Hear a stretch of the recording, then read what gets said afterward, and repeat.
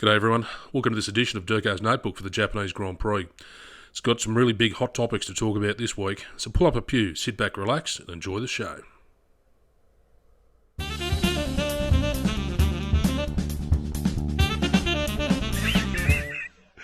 You wouldn't fucking read about it.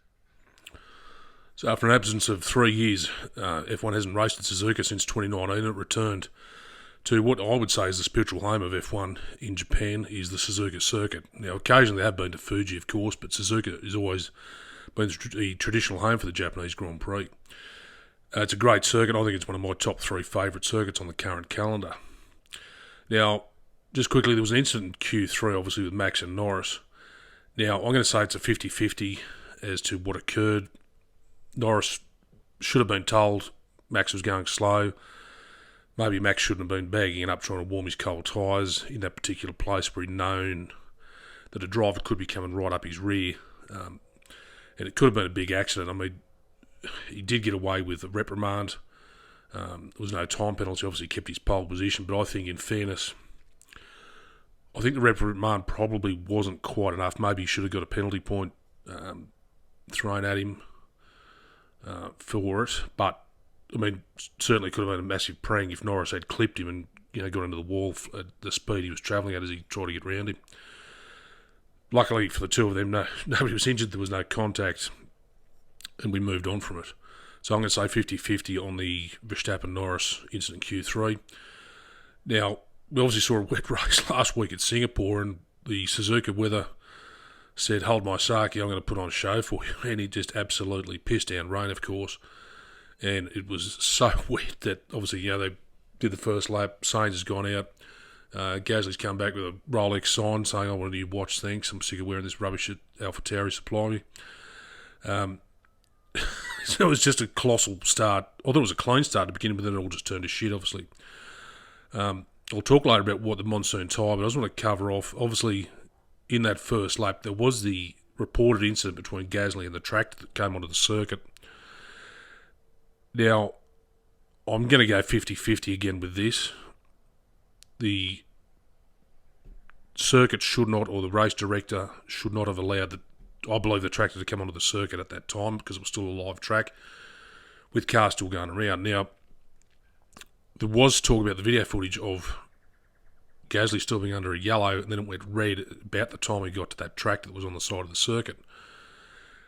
The other side of the coin is Gasly was probably going too hot, too fast at warp speed for the conditions that he was in, because he literally couldn't see the end of his car to see where he was going anyway. So to say the tractor shouldn't have been on the circuit, that's fair, but then Gasly shouldn't not probably have been at that speed.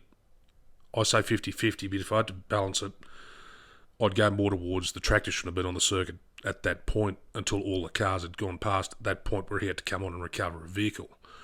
But if you lose a bit of time recovering a vehicle, that's fine, but at least get all the drivers and the cars going past that speed first.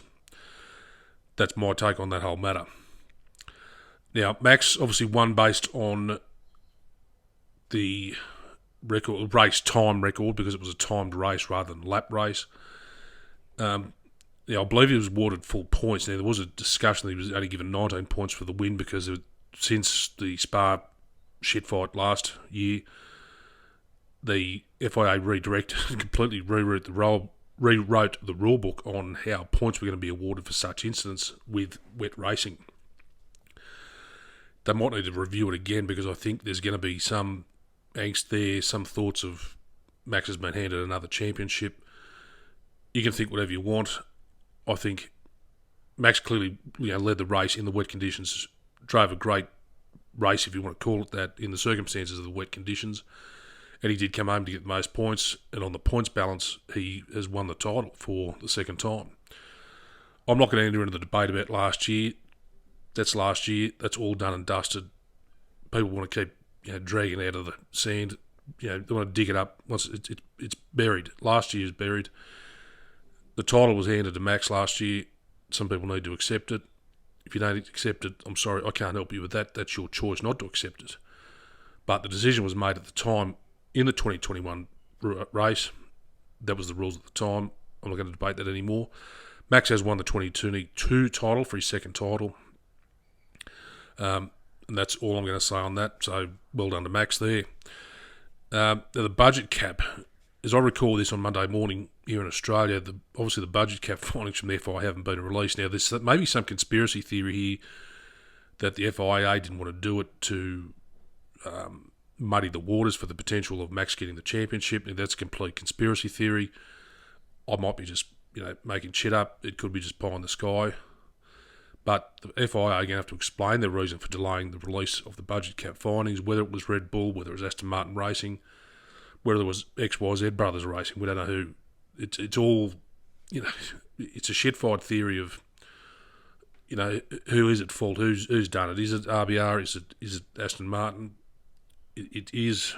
Well, I don't think it's ever been confirmed that it's Red Bull yet. I mean, it's all conspiracy theory. I mean, Toto did throw it out there, but I'm not going to buy into it. But I just think the FIA have got to explain the delay, why it took them so long to A, investigate it, and B, release the findings as to why it's taken this long. So that's all I want to say on that. I just think it's weird. Maybe the budget cap is a good thing. Maybe it doesn't work. I mean, it does balance out the level playing field for the teams at least. So I am in favour of the budget cap in that sense. I want to get back to the monsoon tyres. Do Pirelli need to come back with a monsoon tyre? I mean, they used to have one years ago and they got rid of it. But I think for the sake of it, if we do go to a Japan event again where it's just going to, absolutely bucket down rain and there's going to be torrents of water, maybe, yes, it is too unsafe to race. Maybe the cars are too low for a certain dynamic. I mean, can they change the setup so that there is a higher ride level for wet racing to allow for less aquaplaning? And that brings up the other point. Why don't they move Japan back to an earlier race slot, say after Australia in April, when there's less likelihood of monsoonal rains coming through? I mean, they've always done it in October, and every time they turn up, they know they're playing games here. They're rolling the dice. They're playing games as to, is it going to be a wet race or not? If you move it to an earlier date, there's less likelihood of it being a wet race. That could be better for Japan if Suzuka's going to stay on the calendar, which I, of course, wanted to. I never wanted to leave. Gasly going to Alpine, I think he's buried the hatchet with Ocon and he's moved on there from their differences and grievances they've had over the years. I think it's a good thing he's getting away from his Red Bull stable that he's been in since he basically started driving.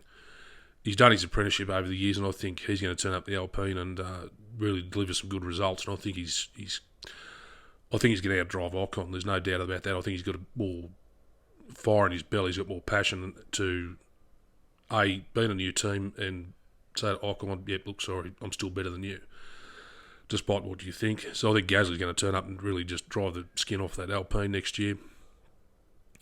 Now, the rumour I've got is Logan Sargent's going to be announced at the Austin event for the American Grand Prix as the second Williams driver.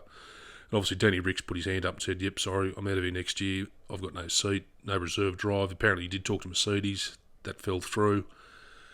I don't think the Red Bull want him back as a reserve driver. I think he's burned his bridges there. So for Danny Rick, he's out of a drive for 2023 and he hopes to come back in 2024. Whether it's going to happen or not, nobody knows. So I just think the Japanese Grand Prix was a great event. The stands were full of spectators. It was full as a state school. Every time you see it, there was just people everywhere. It was just great to see.